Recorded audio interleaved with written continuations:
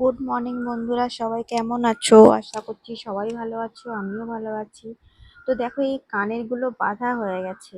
আমার ফেসবুক পেজে একজন কমেন্ট করেছে, দিদি ভাই এই কাজগুলো আমাকে দেবে, আমার কাজের খুব দরকার।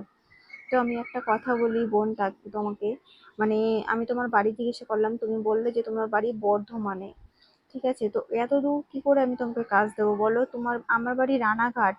ঠিক আছে, আমার মানে আম, এই রানাঘাটের আশেপাশে যদি কেউ হতে পারে আমি তাকে কাজ দিতে পারি। বর্ধমান এখান থেকে কাজ করানো সম্ভব বলো? তুমি আমাকে বারবার রিকোয়েস্ট করছো, আমার খুব খারাপ লাগছে।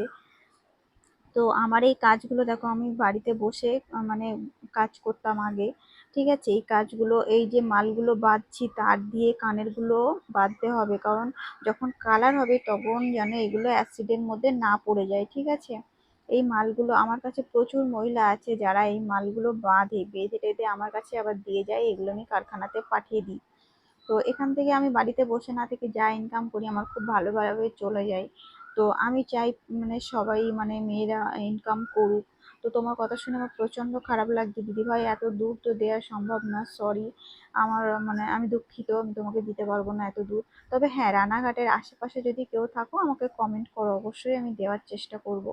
ঠিক আছে, কারণ যত লোক হবে তোমাদেরও লাভ, আমারও লাভ। ঠিক আছে, না দেওয়ার কি আছে বলো?